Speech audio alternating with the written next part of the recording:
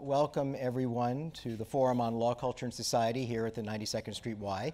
We are joined today with my friend, Ambassador Ron Dermer, who is Israel's ambassador to the United States.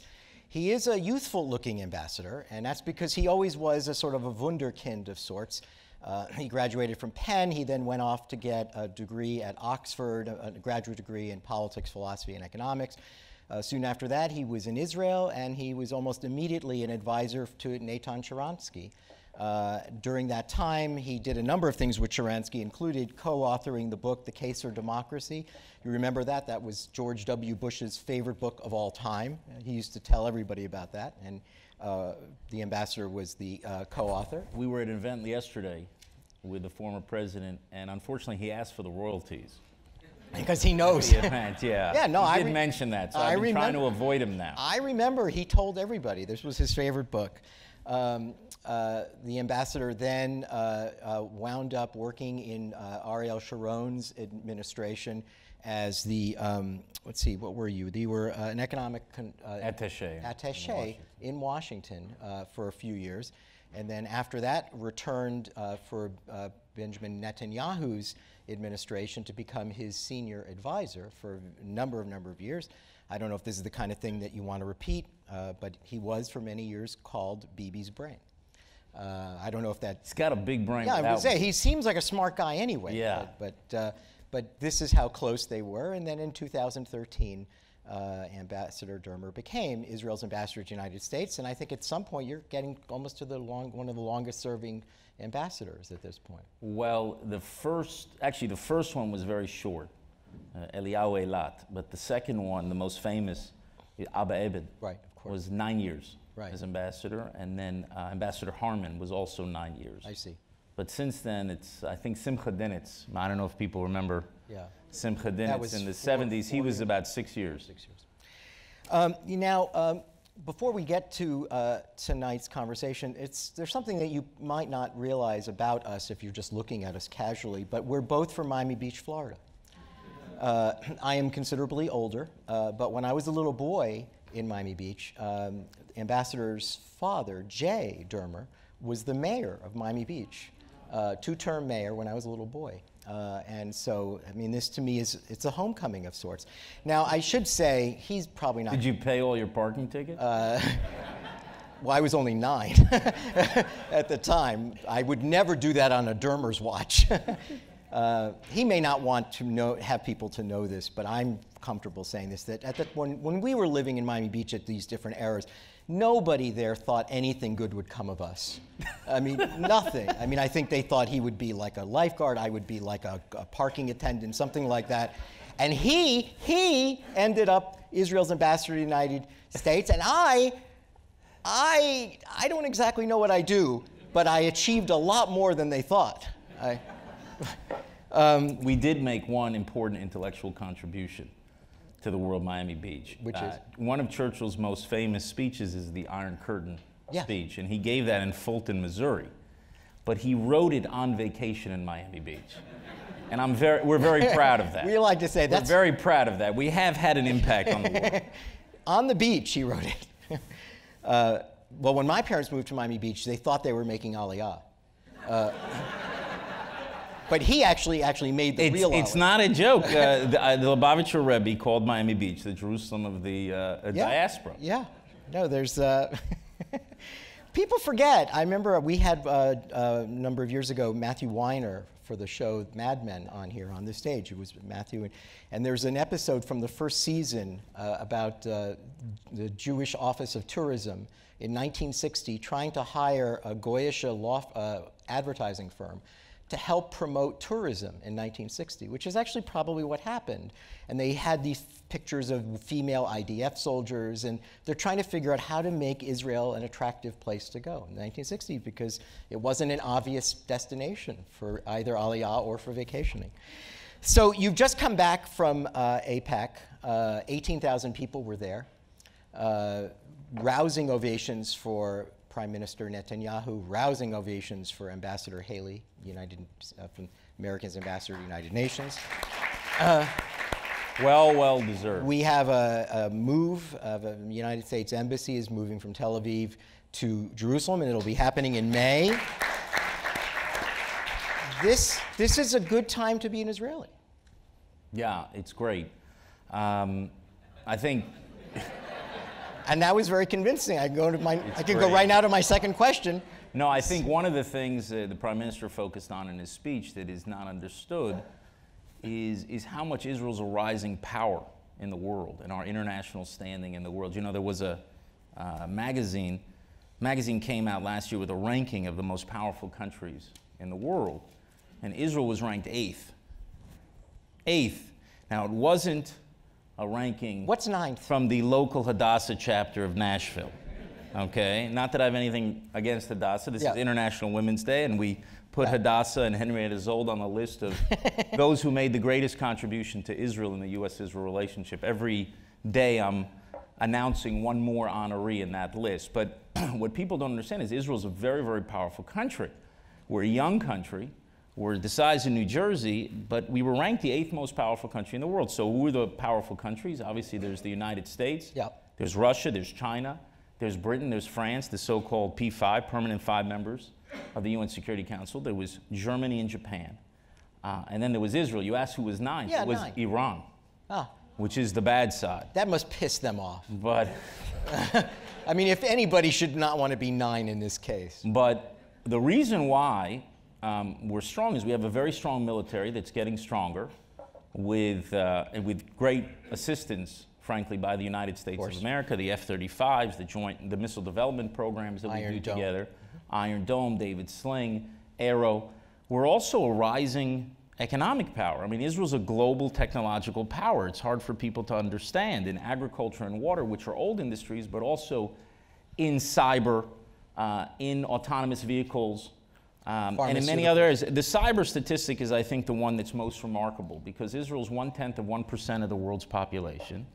That's it. And we account for 20% of private global investment in cybersecurity. So Israel's punching 200 times above its weight.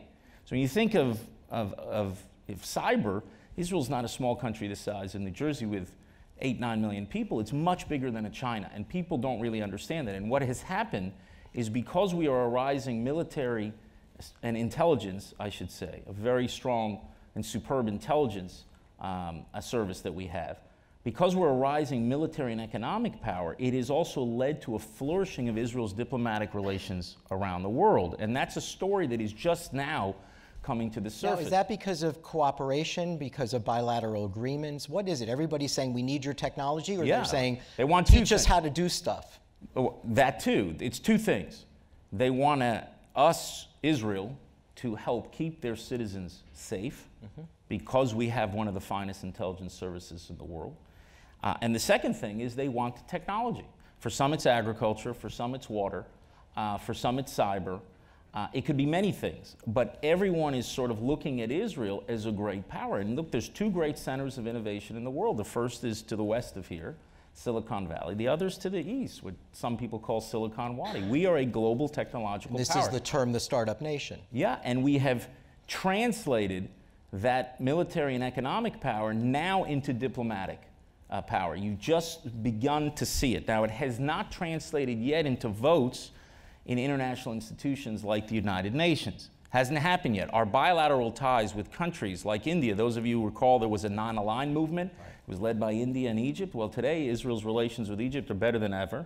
Today, our relations with India are by orders of magnitude better than ever. Modi, the Prime Minister of India, made his first visit, the first visit of any Indian Prime Minister in Israel's history last year. And earlier this year, a couple of months ago, the Prime Minister paid a return visit to India. So you see the whole structure of global politics is beginning to change, and our bilateral ties are flourishing. What has not happened yet, as I said, is to translate that into support for Israel in multinational institutions. And what we needed, frankly, to have that happen is we needed a tailwind from Washington. And we got one, and her name is Hurricane Haley. And with obviously the support of the president, because it doesn't happen without the support of the president, you have seen a big pushback against efforts to demonize Israel, to delegitimize Israel at the United Nations. And so I actually believe that it will be possible in a few years, it won't happen overnight, to finally end the automatic majorities against Israel at the United Nations and other international institutions. Now, speaking as a diplomat, as an ambassador, did the Israelis think that their high-tech achievements could end up becoming a kind of motivator to improve the diplomatic relations? Was this an unintended consequence? No, it was a strategy of the Prime Minister from the beginning. For as long as I can remember, I've been with him in one capacity or another for 18 years, and he's a strong believer that countries ally with the strong, and that the key to Israel's diplomatic flourishing in the future is not, look, if we can get peace with the Palestinians, we should try to get peace with the Palestinians. It's a separate issue. But there were many people who thought, well, the key to opening up the world for Israel was to have peace with the Palestinians, which was not true historically, because the big change in Israel's international standing in terms of our relations with countries around the world actually came after the collapse of the Soviet Union. Right.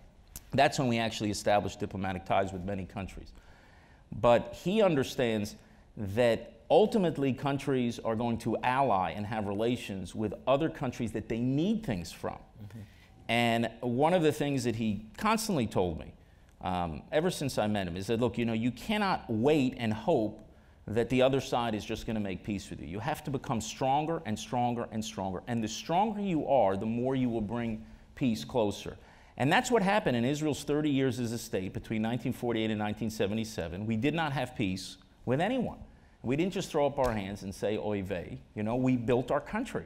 And because we were a strong country, in this case really strong militarily, that they hit a sort of iron wall, our enemies, in trying to destroy us, ultimately there was a leader like Sadat who was willing to cross a psychological Rubicon and make peace, and as has been the case always and will remain the case. Second, you have an Arab leader who wants to make peace with Israel, who speaks peace to his own people. You will see Israelis make peace with that leader. And after it took us 30 years to get peace with Egypt, it took us another 15 years, 17 years to formalize a de facto peace with Jordan. And we would like to see that circle of peace expand. I think we are in a better position today vis-a-vis the wider Arab world than we have ever been. And I'm more optimistic than I have been certainly in 20 years about the prospect of a broader reconciliation between Israel and the Arab world, because we are so strong and because what we have is so wanted, both within the region and beyond. This also fulfills another expectation, which was that Israel's technology would shift the conversation into something other than the conflict.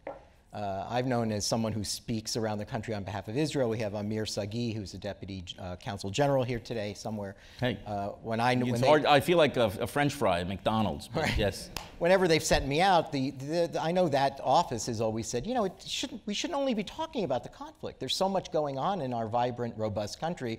Let's have the world talk about our technical achievements, our cyber achievements, our economy. There's so much more here than what everyone else wants to focus on. So let's go back to what everyone else... And that, by the way, I should just say, that's true in a lot of the world. Meaning that's what they're focused on in China, that's what they're focused on in India. I mean, they're not spending a lot of time talking about the conflict. Not at all. I mean, and I can actually tell you, when I was in the Prime Minister's office for 4 years, I could sort of close my eyes, listen to the conversation, and tell you who we were meeting with, depending on what % of the conversation was devoted to what topic. So you're saying it's possible to be in a meeting with a foreign entity and the word Palestinian doesn't come up? Absolutely. No, it's not possible. I've been in many meetings like that. And in fact, usually what happens, and it's sort of, if you're in a meeting and let's say 50% or 60% is about your bilateral relationship and technology, and then there's another 20% about Iran and some of those threats, and another 10%, and then maybe what would happen is the Prime Minister would, right before the end of the meeting, would raise the Palestinian issue just to even bring it up in conversation. Wow. I would know I was in Delhi or in Beijing or in Tokyo, because they're interested in all those other things that Israel can do for them. When you go to Paris, you know, half your conversation will be about the Palestinians, about 20% on Iran, and about maybe 20% on the rest of the region, and 10% on bilateral ties. But in most of the world, in Latin America, in Africa, bring us water. Teach us how to do water, high-tech, agriculture, cyber. All of those things, that's what they want to actually talk about. It's really in Western Europe. Yeah. I think that's when the conversation about the Israeli-Palestinian conflict is strongest. And obviously with the United States, it's something we always discuss because the U.S. is the leader in that effort ultimately to help the parties achieve peace. But the rest of the world is really focused on what Israel can do for them. So let's talk about the United States-Israeli relationship, alliance, because everyone's interested in that. And it's been a fascinating and strange year. It's fair to say that certainly towards the end of the Obama administration, there was a sort of chilly relationship with the Oval Office and Israel, culminating, of course, in UN Security Council Resolution 2334, which, among other things, essentially blames the settlements as the failure of the peace process and insists that Israel goes back to its pre-armistice line. And as we know, the United States did not veto that resolution, and that created a tremendous amount of tension as the Obama administration was leaving. And of course, the Iran deal, nuclear deal. Now we have small matter, that thing, and we'll talk about some of that today. But here we have President Trump, who frankly most Jews didn't vote for. But in Israel, I mean, they're naming a train station for him. There's going to be a Trump train station somewhere, and I've even seen where it's going to look. It's in Jerusalem. I've seen it. And it'll get there under budget and on time. Yeah, and he's going to, and you know he's going to love that. It'll have, like, on the front of the train, it'll have like a comb over or something. It'll have a really cool icon. It's interesting because of this change in this relationship. Can you give us the feeling of two things? The way Israelis feel about Trump, because they do have a lot of affection for him already, and maybe also talk to us about how important this recognition of Jerusalem as the capital, the official capital for the United States, and the decision so quickly to move the embassy. You know, people even in New York, this is a very popular decision, but the Israelis respond yet in a different way. Wow. So try to give us a sense of what this feels like in Israel. Well, President Trump is extremely popular in Israel. But previous presidents were also very popular. I think Israel was just about the only place where both President Clinton and President Bush were hugely popular. Right. When Bush left office, he was extremely popular for many things that he did for Israel. The same thing with President Clinton.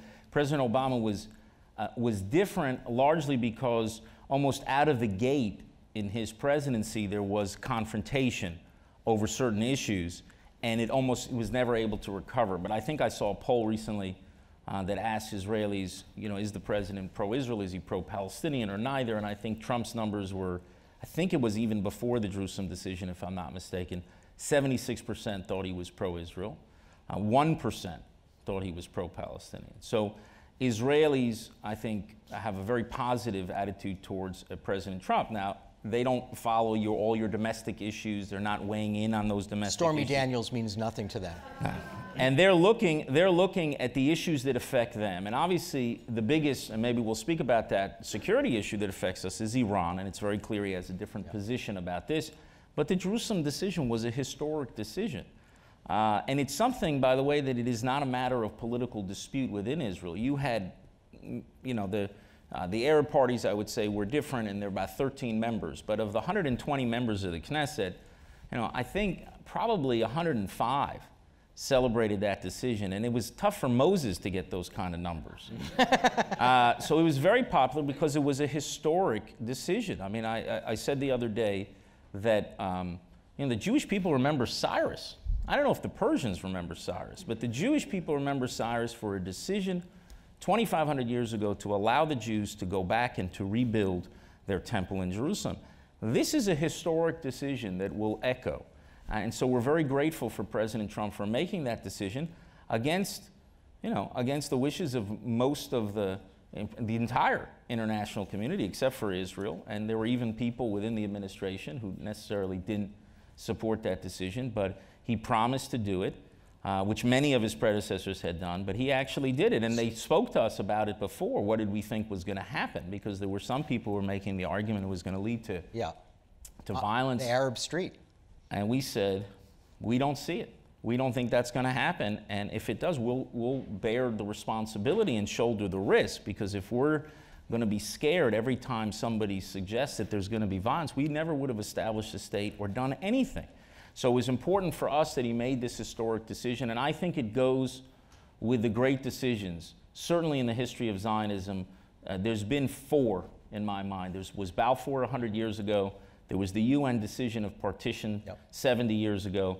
There was Truman's decision to recognize Israel, and now there's President Trump's decision to recognize Jerusalem, and now to move the embassy. So it's something that I think unites the people of Israel that we're deeply grateful for. And you see also in your 14 months into the administration, you see the support at the United Nations that is unwavering.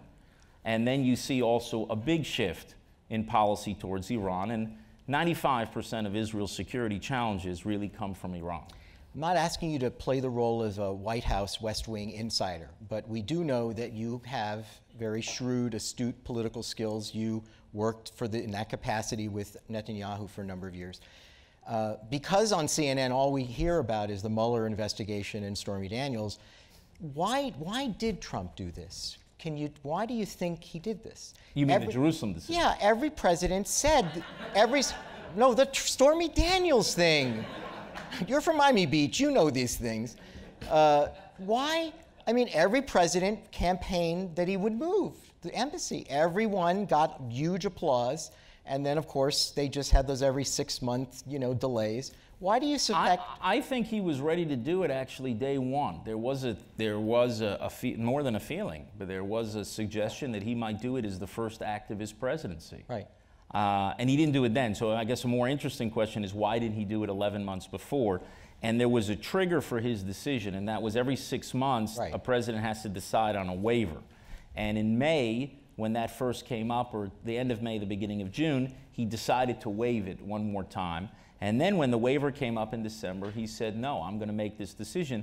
And he also said that he believes it advances peace. And this is something that I don't think a lot of people understand. I completely agree with that. I do think it advances peace. It depends what you believe the reason is why we don't have peace. He keeps saying it's off the table. No. First of all, the decision that he made, if you actually listen very carefully to his speech, he actually doesn't take a position on final status issues. At all. He doesn't.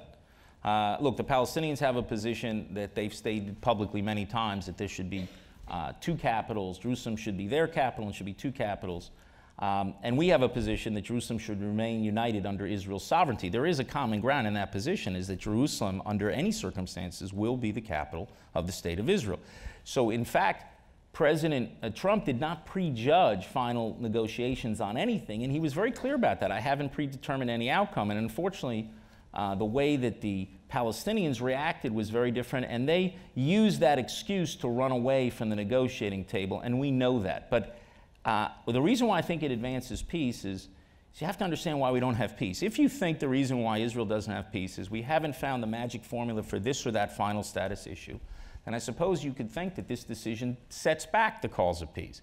But that's not why we don't have peace. We don't have peace because of the refusal of the Palestinians to recognize the legitimacy of a Jewish state in any boundary. The Palestinian narrative is a very simple one. They believe we stole their house. That's what they teach their kids.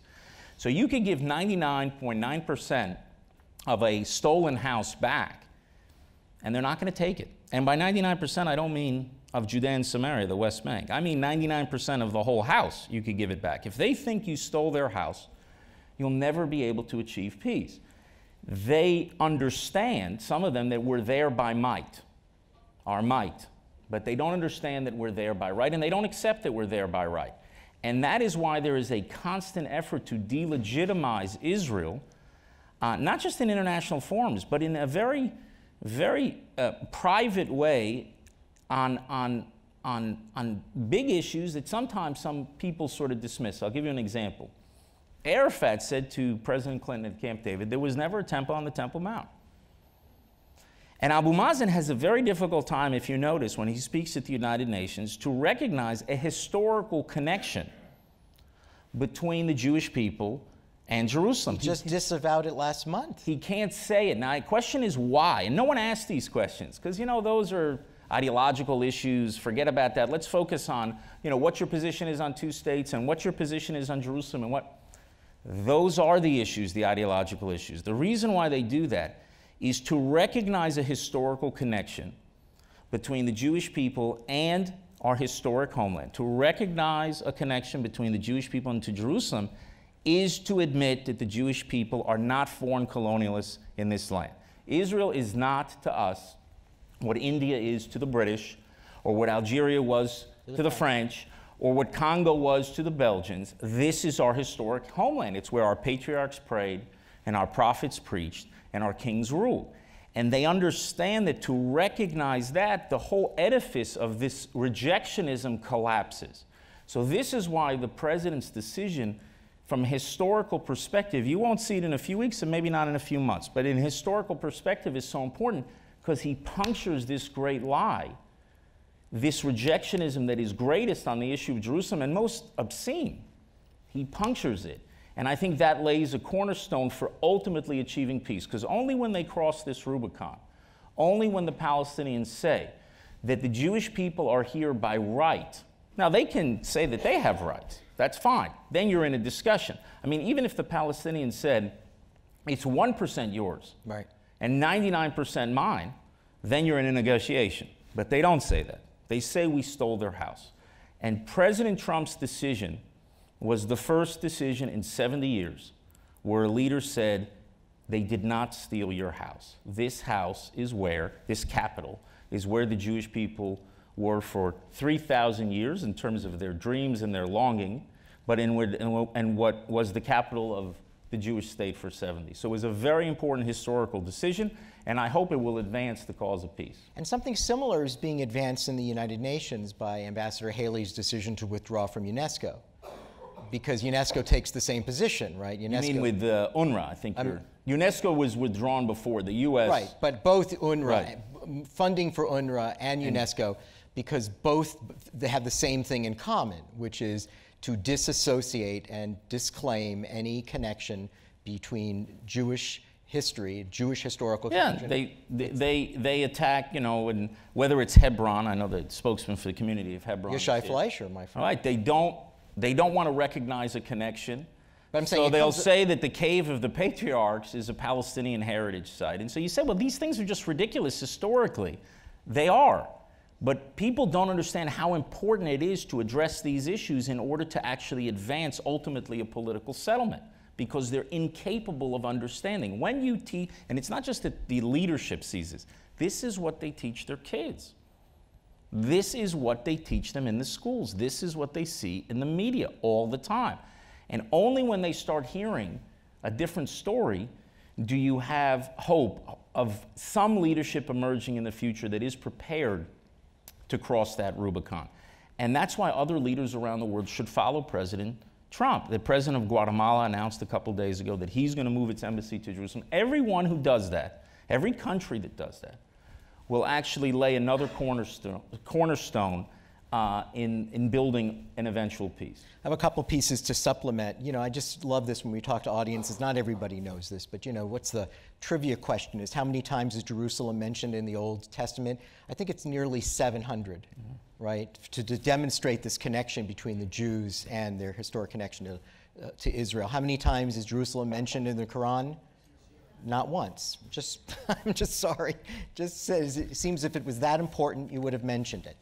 So what's also important is that we respect everyone's right to worship freely. We are the guarantors of freedom of worship for the three great monotheistic faiths. And we're the only ones in the history of Jerusalem that protected the rights of others. You see what's happening in the Middle East. You see where Christian communities are being decimated. Christians in places are decapitated in mass. 100 years ago, Christians accounted for 20% of the Middle East. Today, they're 4% and dropping. You see mosques that are blown up because you have a religious war that pits Sunni fanatics against Shia fanatics, and they both, the ones who are the greatest victims, and this is also important for us to always remember, the greatest victims of this fanaticism, it's not Jews, it's not Christians in terms of numbers, it's Muslims. Muslims who do not accept their fanatic creed. So you're blowing up mosques. These people are blowing up mosques around the Middle East, blowing up churches. Most of the Jewish synagogues were destroyed a long time ago. And Israel stands out as this country that is, you know, the vanguard and the guarantor of freedom in a very, very dangerous part of the world. That's also why it's very important to keep these holy sites that can turn into a tinderbox very quickly under the control of the Israeli government that has frankly earned it in the way that we have conducted ourselves over the last 50 years since we reunited the city. Let me clarify something the ambassador said a moment ago, too, this every 6-month extension. It's fascinating. People don't realize or remember that the United States Congress already voted to recognize Jerusalem as the capital of Israel, but they created this provision that the actual movement needed to be approved by the president, and it was on a 6-month. So think about this. From the mid-1990s, whoever was in the office, every 6 months went through a kind of charade, since the United States knew that the Congress had already made this decision, and Israel certainly was functioning. This was their capital, but they were extending it every 6 months. What people don't realize is Jerusalem was our capital from 1949. That's right. It's not new. So everyone said, well, what about the peace process? Well, what happened between 1949 and 1995? We were always there. 46 years. Right. Why wasn't the capital moved then? And it actually should have been moved during the Eisenhower administration. But that administration decided that it would be a smart policy to try to appease Nasser. Right. And that was the reason why they didn't do it. That didn't work out too well. And then it was oil, and then it was something. There was always another excuse. It reminded me, whenever the 6-month came up, I thought of that joke of the guy who rides into the town on his horse, and he's looking for a place to tie it up. He's looking, can't find anything. He sees this old Jewish guy on the side in this rocking chair. He says, why don't you go speak to the rabbi? So the guy on the horse says, well, why should I speak to the rabbi? He says, well, because he can tie anything to the Parshat HaShavua. You know, so there was always another reason why it wasn't moved. Right. No one had the courage and the guts to do it. And we're very, very thankful that President Trump had the guts to do it. And it's the right decision. And it also is a decision that ultimately will advance peace. Let me ask you something you said before that always fascinates me. I asked a similar question once when I was in the Israeli foreign ministry, and I asked a deputy minister. You know, they'll say what you said. You know, we have meetings with diplomats, and we have very different kinds of conversations with them. And we're friendly, and they know our value, and they respect us. And then they go into the UN, and they vote against us and condemn us as the most evil empire ever. Or they go to the streets and condemn us and say we're monkeys and pigs. You're a diplomat. Your job is to be diplomatic. How do you, I mean, do you ever speak to these guys and say, cut it out? You know, we're friends. I've not been accused of being overly diplomatic, I have to say. How could you say that in public when you know it's not true, and you know we have relationships with you, and you're just tarring us and playing to the Arab street or playing to whatever liberal progressive. I thought you were talking about Europeans. You're talking about Arabs. I'm talking about Arabs and Europeans. I'm saying in both instances, the Egyptians now are great allies. The Saudis have become allies.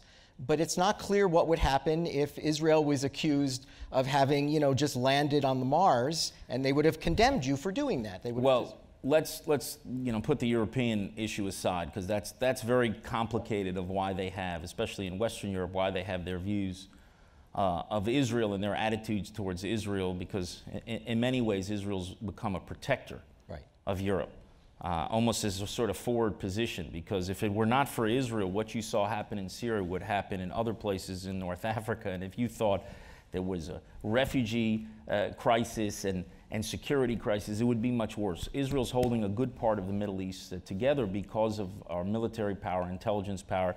And I didn't mention this before, but Israel's intelligence agencies has prevented dozens of major terrorist attacks around the world. And we give that intelligence to European governments and other governments. It was just released publicly, so I can say it, that we provided, you know, intelligence that prevented the downing of a plane going from Australia to the Gulf that would have killed hundreds of people and also had a dramatic impact, obviously, on international air travel. But with the case of the Arab states, there is definitely something new. Arab governments, I wouldn't say Arab peoples yet, but it's moving in that direction. Arab governments have changed their attitude towards Israel. And that's a result of, I think, 3 factors coming together. The first was the empowering of Iran. And they're frightened to death, and they should be, of Iran. Because for Iran, you know, Riyadh is breakfast and Jerusalem is dinner. Jerusalem is lunch. New York, actually, is dinner. But they're afraid because they're breakfast. And most of those Arab states in the Gulf are afraid of Iran, the empowerment of Iran. They're also afraid of the Sunni fanaticism. Now, Sunni fanaticism 1.0 was Al-Qaeda, 2.0 was ISIS, but there'll be a 3.0 and a 4.0. So you see these two twin fanaticisms, this Iranian tiger and this radical sort of leopard on the Sunni side of the equation. And then what they saw is the United States basically withdrew from the region. That was their perception, whether that was intended or not. So the 800-pound American guerrillas sort of left the building when you have these tiger and leopard.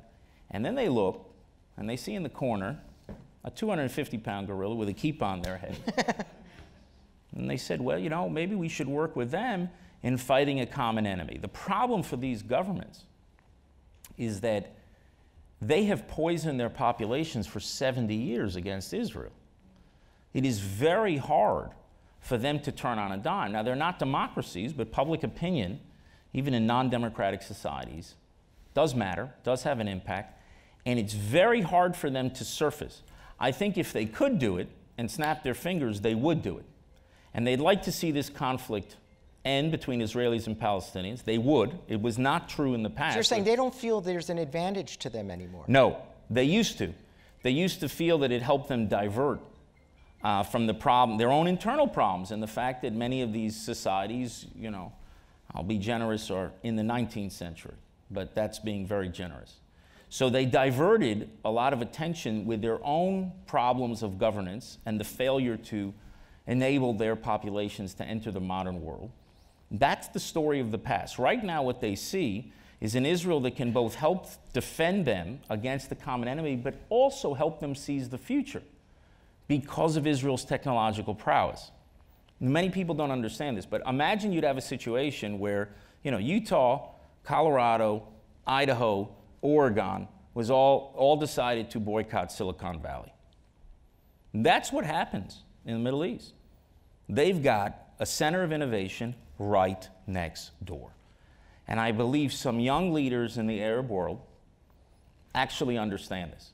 So it's not just the security, it's also the technology. And those two things together are creating, I think, a unique opportunity to advance peace, something that did not exist. It's not a new idea, getting the Arabs in the region to contribute to a peace process, but the moment was not right to do that. Now that moment is there. How you surface it is something that is very complicated and difficult because of this 70 years of poisoning. But it's something that the team that's working, you know, Jared Kushner and Jason Greenblatt and David Friedman, the team and the other people in the administration that are working on an eventual peace initiative, it's something new that their predecessors actually did not have. And you can have a very good relationship with the Arab states in the region and with Israel.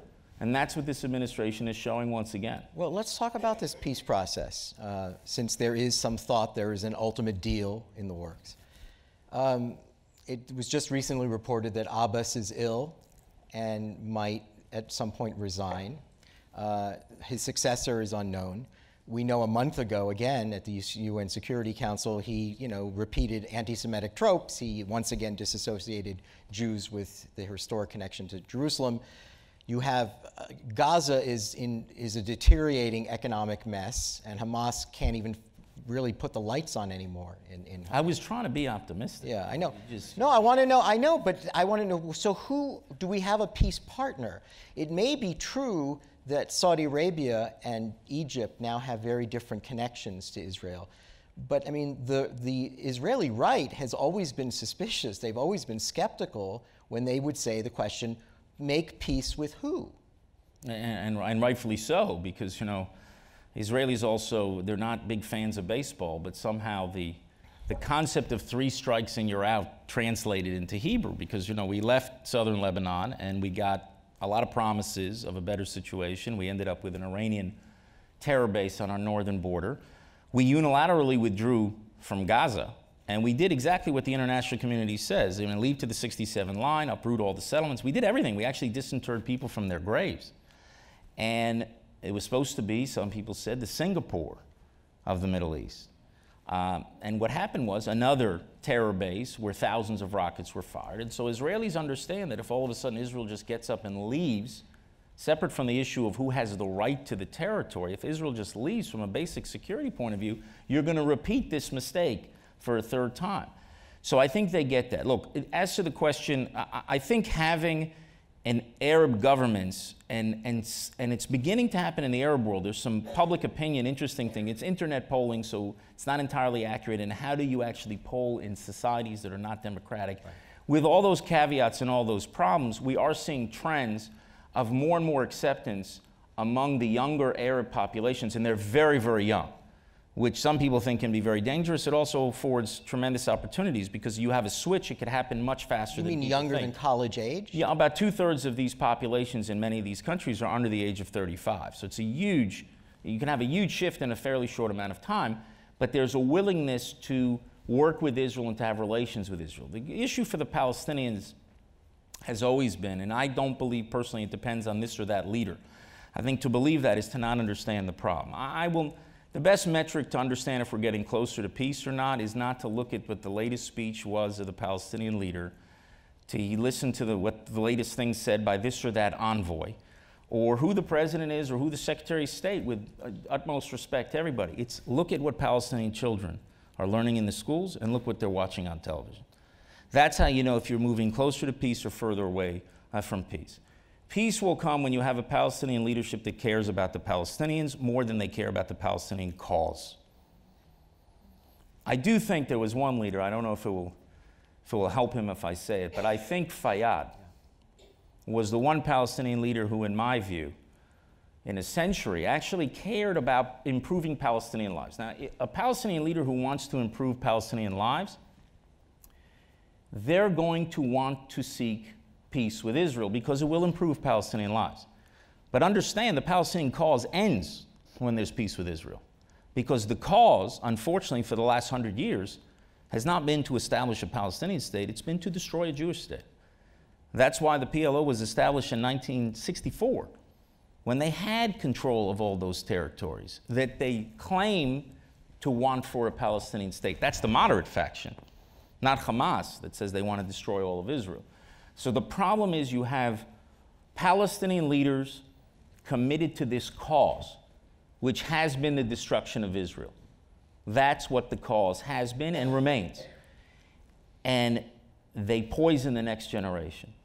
And they also pay terrorists to murder Jews. You see, this is finally coming to the surface. There's a Taylor-Force Act that's working its way through Congress. Palestinians provide about 10% of their budget, about $400 million, to pay terrorists and their families. It's worse than that. It's tuition benefits, life insurance, death benefits. It's $400 million a year. Morbid meeting from cradle to grave. Yeah. It gives a morbid meaning for it. But incentivizing this is a real problem, and no one paid attention to this. Everyone's just saying, okay, what's those 4 final status issues? How can we work out exactly the right formula? Let's get them into a room and we'll get... No. You got to deal with the ideological core of the conflict. Understand, when that decision was put forward by the UN in 1947, a Jewish state and an Arab state, that's what the UN decision was. There were no refugees. There were none of these post-67 settlements. There were no Jews in the West Bank. Well, there were actually in certain places like in Gush Etzion and others, yeah. But when Jews get thrown out of everywhere, everybody forgets it. But yeah, there were some Jewish communities there. But all of these issues that are seen as final status issues, none of those issues were there. There was just a question, would you accept a Jewish state and an Arab state? 2 states for 2 peoples. And they rejected it. And if you don't go to the core of that rejection and address it and tell them, yes, the Jewish people have a claim to this land by right and you must accept it. If you don't do that, you will never be able to actually have a genuine peace. You can have a peace based on deterrence, which is essentially just new lines, armistice lines. But because Israel is so small, that becomes almost impossible to do, to protect yourself when you have a Palestinian leadership that's not devoted to a state that will live alongside of Israel, but want a state instead of Israel, or a state not to end the conflict, but to continue the conflict. George Bush, or was it Lyndon Johnson who said the thin neck, we have parking lots in Texas wider than this? Yeah, driveways. That came because this is how thin the border would be between. Yeah, you didn't do justice to his Texas drawl. You have to do it with a drawl. Can you do it with the drawl? Sharon, I don't know. I'm going to try. You have. It's in the helicopter. You have the helicopter. Ariel Sharon is then foreign minister in Netanyahu's first government, and he takes then Governor Bush up in a helicopter, and he's looking around. And when you go up, you don't have to go up that high in Israel in a helicopter. You see the Mediterranean on one side, you see the Jordan on the other, and he said, "You know, Mr. Minister, there are driveways in Texas that are longer than this country is wide." Yes, that's what he said it. And people understand that Israel's security problem is so acute because the country is simply so small. I know everybody, and it's also a very dangerous neighborhood. I know that people think the key to peace is mutually agreed land swaps.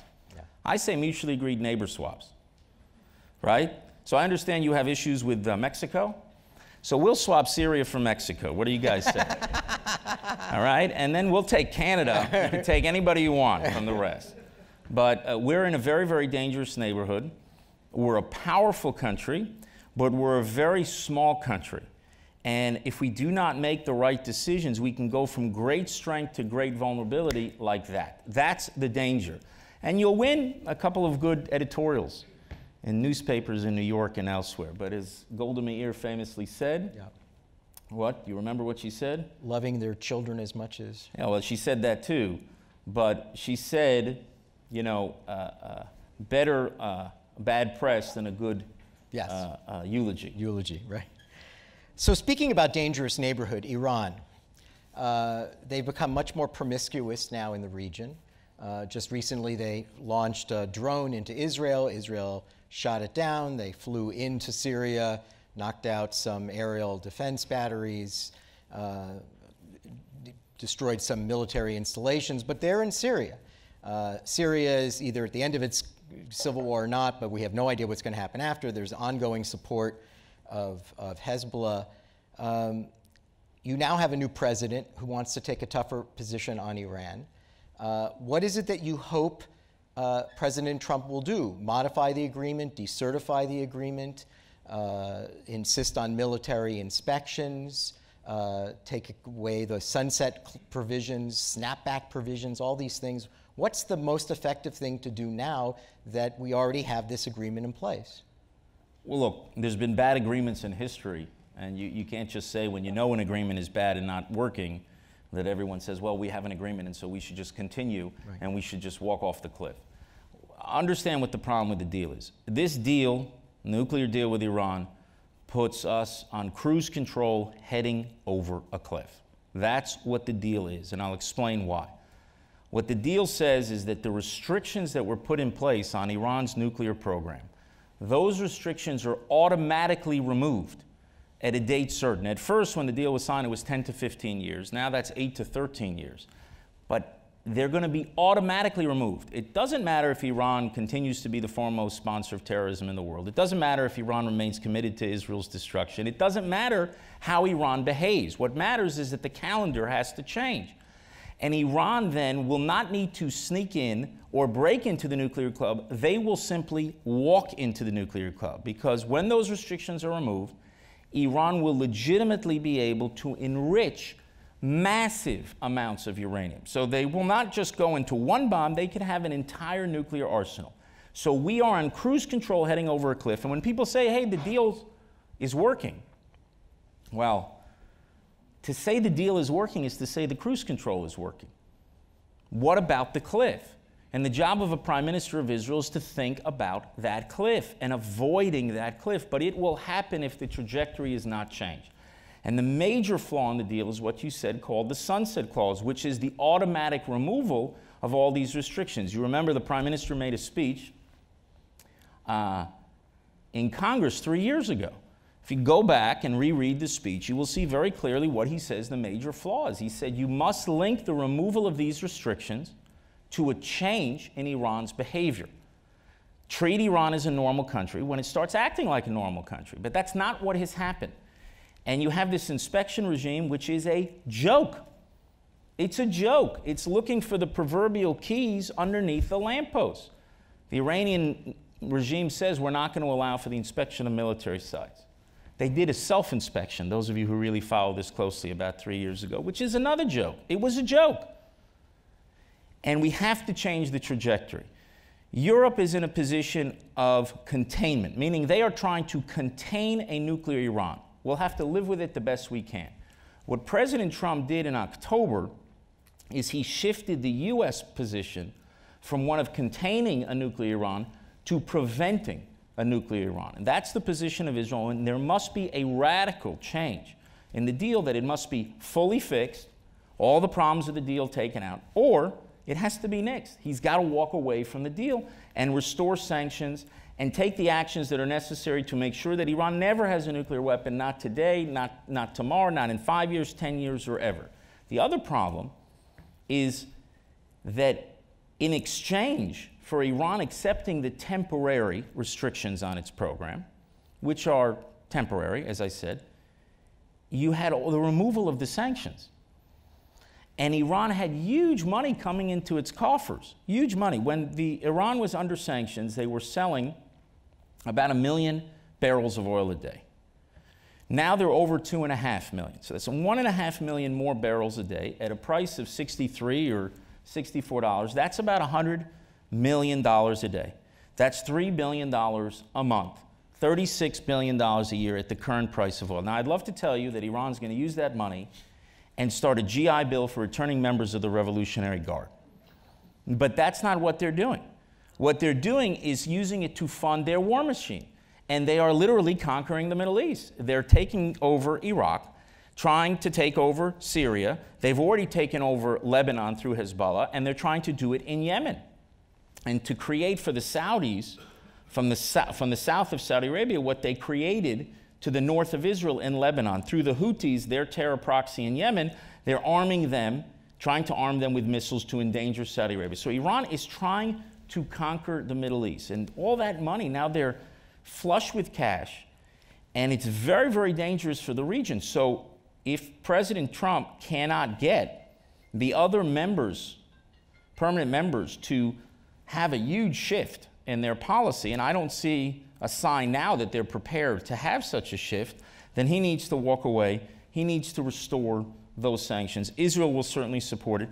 The Arab states in the region will certainly support it. So who wouldn't support it? Western Europeans? Well, we'll see. We'll see what will happen. I mean, when Western European banks and businesses have to choose between doing business with a 20 trillion United States economy or 400 billion Iranian economy, I think they're going to choose to do business with the United States.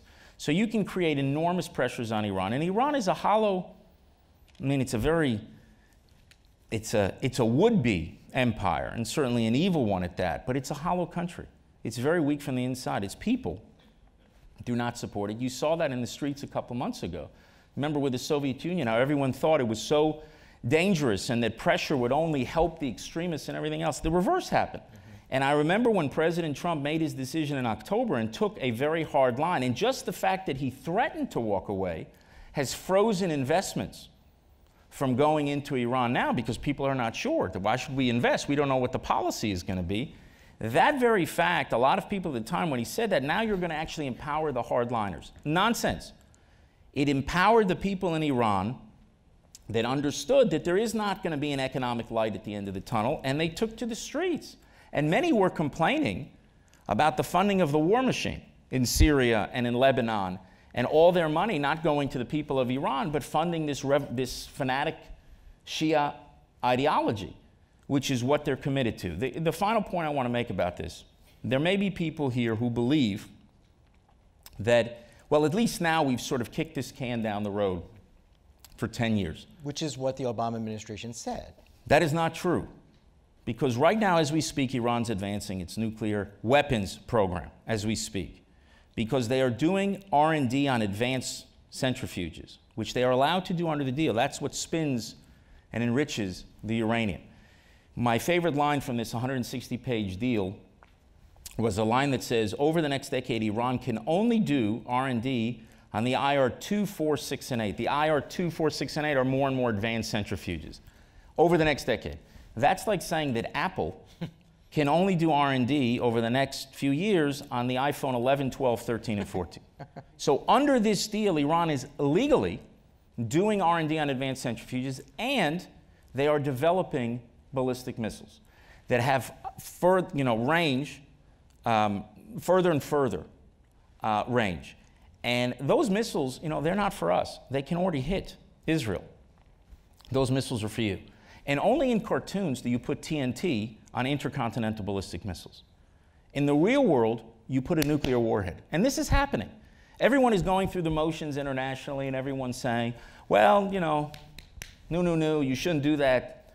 They are developing intercontinental ballistic missiles to reach all of Europe and ultimately the United States. And now you have in North Korea a single, and maybe there'll be interesting news today there, but you have in North Korea one regime, which is essentially a family business, and half of Asia quakes. Right. Now imagine that you have a fanaticism with this revolutionary ideology, which has intercontinental ballistic missiles and 100 nuclear weapons. That's the world that we're walking into unless we change the trajectory. And one final point I want to make about that, because I mentioned North Korea. You remember there were negotiations with North Korea. It was the six-party talks. There was a moral difference between the six-party talks in North Korea, with North Korea, and the P5+1 talks on the Iran deal. In those six-party talks with North Korea, your two allies were there at those talks. The Japanese were there, and the South Koreans were there. And it's very hard to blame either President Clinton or President Bush, both of whom did deals, when your allies in the region, the ones that have the most to lose or to gain, the most skin in the game, when they're telling you to do the deal. In the case of the P5+1 talks, Israel was not there. The Arab states were not there. Somebody told me once, if you're not sitting around the negotiating table, you're probably on the menu. And we are the guinea pigs in this experiment. So with all due respect to the French, to the Germans, and to the British, this is our lives. It's the lives of our children. It's ultimately theirs too. They just don't know it yet. But we're the first line of defense. And when the Arabs and Israelis are telling you that this thing is a disaster and it's empowered Iran to run and try to conquer the entire Middle East, and they're on a glide path to nuclear weapons, and now the Saudis are saying, wait a second, if you allow Iran to do enrichment, we want to do enrichment too. And there's a logic to their position. And we said at the time, Netanyahu said in his speech to Congress, this is not a farewell to arms. This is a farewell to arms control. This will nuclearize the entire Middle East. And because people don't see the bomb explode today, they're simply walking closer and closer to this danger. And I have tremendous respect for President Trump for taking this stand now. Because he could have come in and said, it's not going to happen on my watch. It's somebody else's problem. Kicking the can again. He could have kicked the can down the road, but then it would have been a nuclear can. And the whole world would have paid the price. And he says now, I wish they would have dealt with this problem in North Korea 10 or 15 years ago. Well, now he's doing that now, in dealing with this thing now. And I think it's somebody, no matter what you think of President Trump's policies on all sorts of issues, on this issue, to the extent that you are concerned with the security and survival of Israel, President Trump should, and I think must be supported.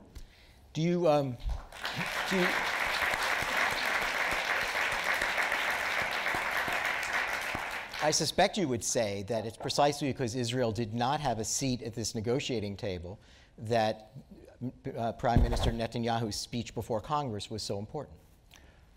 It was his highest obligation, well, not highest, second highest. Highest obligation is that you have to take action to defend your country. But your second highest is that you have to speak up in time. And I know it was a matter of controversy to many people. I never saw it as being controversial at all, because a prime minister has an obligation to speak up on a matter of national survival. And I guess you were involved in those discussions to bring him to? Absolutely, and it was the proudest moment that I had as ambassador of Israel, and I would do it again in a heartbeat, because that is our responsibility. You know, Israel has given the Jewish people, in my view, three priceless gifts. One is, the most important one is the power to defend ourselves. You know, we haven't gotten rid of anti-Semitism and hatred, but the birth of Israel gave the Jewish people the ability to defend themselves against that hatred. The second is we have a refuge. You know, for most centuries, what Jewish communities were interested in and focused on is, where are we going to go when inevitably something happens and we're forced to flee? There's a lot of problems that people see around the world with Jewish communities, the rise of anti-Semitism and other concerns that people have. But one question they stopped asking is, where are these Jews going to go? Because there's an Israel.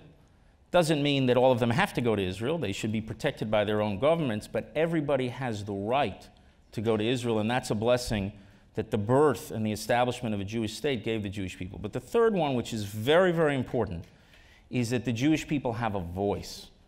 You know, one of the things during the time, the worst days of the Holocaust, is we had to beg, you know, Polish diplomats to go and to speak to somebody in Washington and tell them what's happening. And it's hard for people to understand that this disc has sort of changed. You know, I get people all the time who come up to me and said, well, I know a guy who knows the senator, so maybe I'll get you together, and maybe you can speak to him. And I say to them, look, if I want to speak to the senator, I pick up a phone. It's not because of me personally.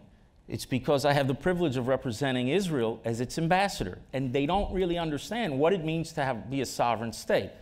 And when that decision was being made, and the Prime Minister accepted this invitation to come and speak, to me it was a no-brainer, and the best way that I could explain it was I thought of what happened with the Evian Conference in 1938. Those of you who know history here, the Evian Conference was a conference that Roosevelt was essentially pressured into establishing to deal with the Jewish refugee problem in Europe.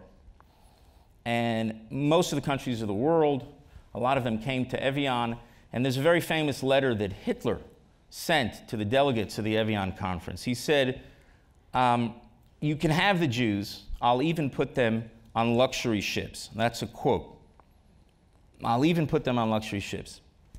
And no one took the Jews, to the best of my recollection, with two exceptions.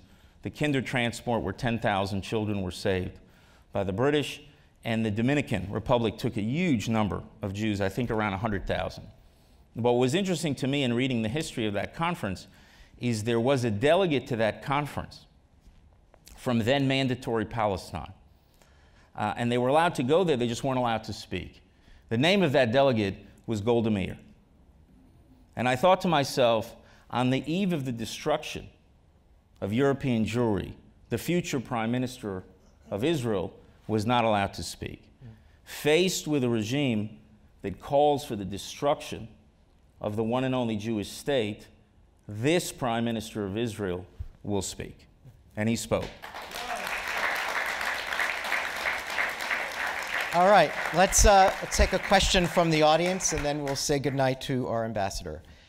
This is a tough one, and I'm only giving it to you. So skip it. Yeah, because the other ones are tougher. I had to pick the one that is the least tough. And this is interesting because you now are an Israeli citizen, but for most of your life you were an American citizen, and you grew up in Miami Beach. We all know that now. So you know this country. So how do you reconcile President Trump's support of Israel with the rise of neo-Nazism and anti-Semitism during his presidency? And so they're describing Charlottesville and some of the other incidents that we've seen, a kind of normalization of old school right-wing, not the university left-wing progressive anti-Semitism that I see every day, but the other kind, the kind that we thought after the Holocaust had went away and we would never see again, and we didn't realize how dormant it could be and could be rising. And when I ask this question, I'd like to add on to this to say, I know Prime Minister Netanyahu took a very strong position about the Polish Holocaust law. Remember, in Poland now, they too have a very right-wing, ultranationalist government in power, and they just passed through their Senate and their Congress and was signed by the President of Poland a new law that makes it a crime to associate Poles with any complicity or collusion with the Holocaust. So for instance, as a child of Holocaust survivors, I should be very careful if I go back to Warsaw. I should not say that my parents, their neighbors who were Poles, may have had ratted them out, so to speak. So we're seeing ultranationalism everywhere, not just here. Israel is in a very powerful position, but I think this person wants to know, but there's still the rise of Nazism. Yeah, there is, and as I said before, the thing that Israel, I mean, there were Zionists. It's debatable whether Herzl was one of them, but there were many who believed that the birth of the Jewish state would actually end anti-Semitism. They thought that the reason why there was anti-Semitism is that the Jews did not have a state. And if we could establish a state, we would be treated like minorities. If we were outside of that state, minorities everywhere. They said, look, we have a problem, we're minorities everywhere, but we don't have that one state where we're a majority. We would normalize the condition of the Jews and end anti-Semitism if we could establish Israel. What's interesting is that it's come completely full circle. So a century ago, they said the reason why there's anti-Semitism is that the Jews do not have a state. Now people say the reason why there's anti-Semitism is because the Jews do have a state. 100 years ago, they say Jews go to Palestine. Now, 100 years later, they say Jews get out of Palestine. But you have no connection to Palestine. Israel is not the cause or the cure, right, for anti-Semitism. But Israel gave the Jewish people power. That's what happened with the birth of Israel. And it gave us the power to fight back against anti-Semitism. And it means fighting back on the battlefield, but it also means fighting back on the battlefield in the courts of public opinion, where you have to confront it. And you can have anti-Semitism on the right, and you can have anti-Semitism on the left. And I think the reemergence of some of these movements is less about anti-Semitism per se, but the fraying of sort of the center of politics, and it's happening all around the world. And we have to be very vigilant about it, and we have to speak out about it. It's a responsibility of leaders of governments to do so. And I just think we're going to have to do it. But if you think about the situation that we're in today, compared to the time when we were defenseless against these enemies, it's a dramatic change. And you know, one thing I tell people about being Israel's ambassador, the most remarkable thing is that there are ambassadors of Israel, that we do have this voice, or that we do have a state. Because as difficult and challenging as the situation is, we Jews have a unique capacity of seeing the glass as 1/16 empty. We're very good at that. But if you think about it, your grandparents and their grandparents and their grandparents, going back 100 generations, would have given anything to trade their problems with ours. We are a uniquely blessed generation to live at a time when there is a sovereign Jewish state. There's 100 generations dreamed of having the privilege that 3 generations have had. And with that privilege, in my view, comes an awesome responsibility, and that is to secure that dream for generations to come. And my view is that responsibility does not fall on the shoulders of prime ministers or ambassadors alone. It falls on the shoulders of all of us, of people who get engaged and come to listen to 2 old Miami Beach bums talk at the 92nd Street Y. We have to remain engaged. We've got one Jewish state. It's a priceless gift that we have inherited, and we have to do everything we can to strengthen it and to nurture it and to cultivate it and to secure it for future generations. I think if you didn't know already, and everyone in this room probably already did because you follow Israel and its politics, but I think we all know that Israel is so ably represented in the United States by Ambassador Ron Dermer. Thank you. I'm going to ask you, thank you. I'm going to have the ambassador leave, and I'm going to ask you to hold your seats for security purposes. And so we're going to say goodbye. I thought they were a nice audience. Thank you. Thank you. Thank you.